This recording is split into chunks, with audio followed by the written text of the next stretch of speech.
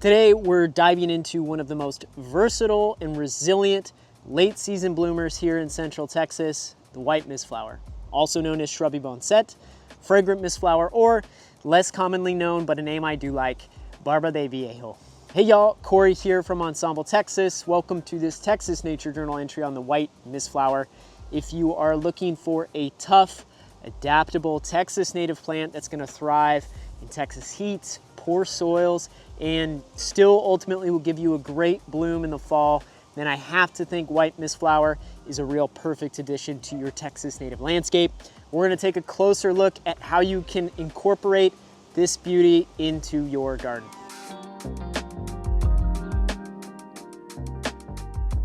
The White Mistflower is native to the Texas Hill Country and northern Mexico. It's extremely adaptable. I have to thank my friend Drake White at the Nectar Bar, a Texas native plant nursery here in San Antonio, for the recommendation here for the White Mistflower. But this plant handles everything from rocky hillsides, sunny borders, and it really thrives in poor soils. Typically well draining, but likewise can handle seasonal poor drainage. So it can adapt to a lot of conditions where other plants might struggle or cease to thrive. In my own landscape, it's thrived in one of the toughest spots for me to find something to place here. This is a area with really low quality soil, rather rocky and gravelly. It's been changed quite a bit of times through the change in ownership with this house. It gets full sun throughout the spring and summer, but now here in the fall, it actually becomes very deep shade and gets very limited sun. But the White Mistflower here has done quite well, and this was the first year it's been in my landscape. Little to no issue, as well little to no establishing water. So this plant has really done exceptionally well in an area where I hadn't found something previously that would make sense. But you know, while the White Mistflower can handle part shade, this might even be more shade than I really would love to give it. It shines when it gets at least a half day of direct sun. And that will give you a stunning burst of blooms really from late summer into fall. I think that this is blooming a little bit later because of the lack of sun that it's been getting as fall has approached here in the San Antonio area. The adaptability of this plant is really what makes, I think, the White Mistflower such a valuable addition to a low maintenance Texas native landscape. It can take the heat, it can handle the drought, and best of all, it blooms when most other plants have finished blooming for the season. So it adds some color and interest to your landscape when things are starting to fade and decline as winter ultimately approaches. But one of the best features of White Mistflower is that it's an absolute magnet for pollinators.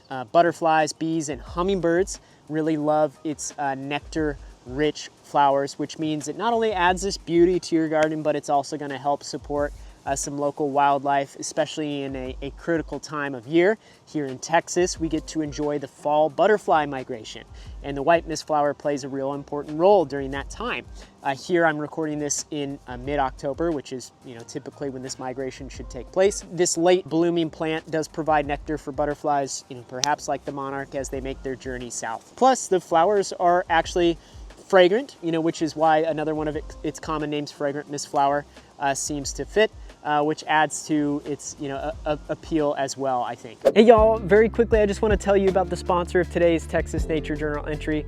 I'm very proud to have this video sponsored by Pollinatives, your local Texas native plant nursery located in Converse, Texas, just about 25 minutes from central San Antonio, northwest. Pollinatives is part of the NICE Native Plant Partner Program, a collaborative initiative with the Native Plant Society of Texas to ensure the plants that they offer are right for our local environment. So they carry a real impressive selection of common to hard to find Texas natives, kind of like this 1 gallon evergreen sumac there that I picked up just last week. I think their selection is perfect for anyone who's looking to enhance their landscape with plants that are adapted to our climate. And as a special offer for y'all, you can use the code ENSEMBLETX for 10% off your next purchase at Pollinatives.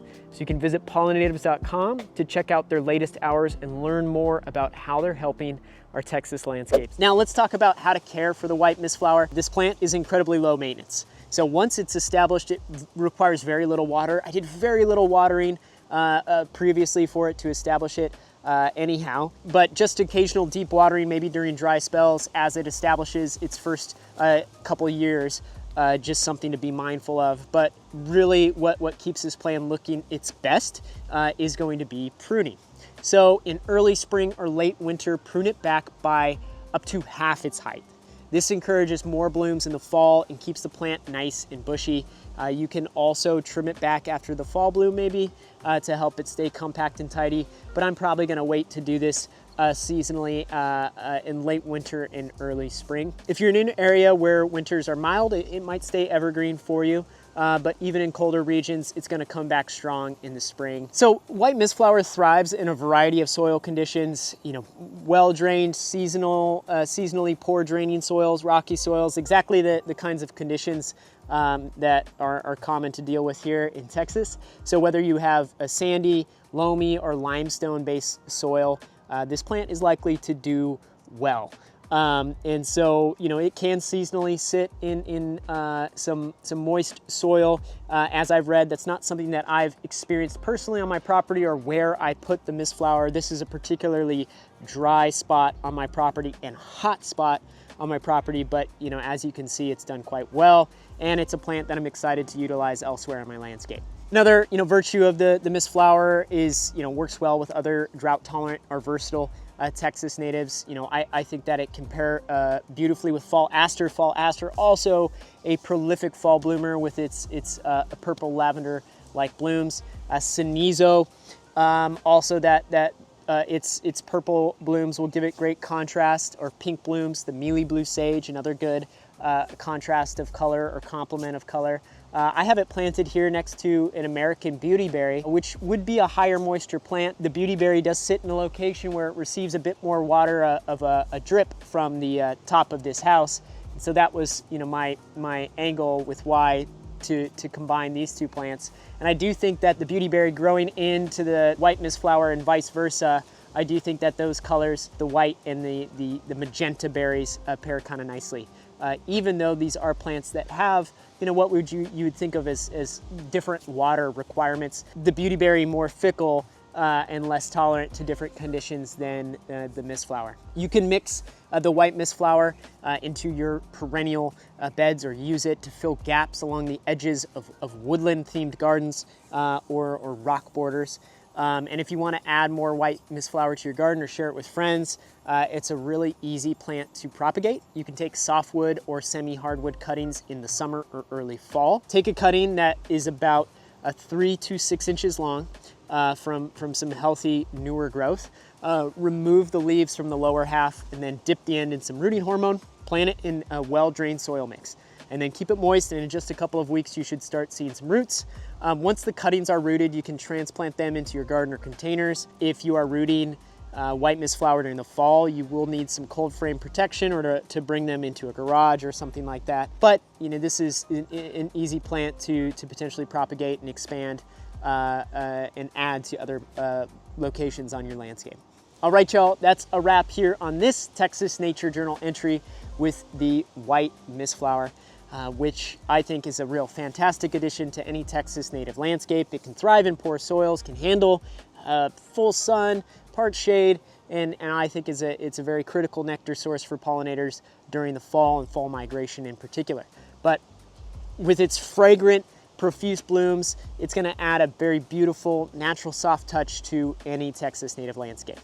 But finally, if you're ready to start landscaping with Texas native plants but don't know how to get started, I've got a free resource to help you do so. Just download my free cheat sheet, Getting Started with Texas Native Plant Landscaping, for tips on choosing the right plants, creating a landscape that really thrives. You can find the link in the video description or head to ensembletexas.com/freebies to get your own free copy. All right, y'all, that's all we got for today. Until next time.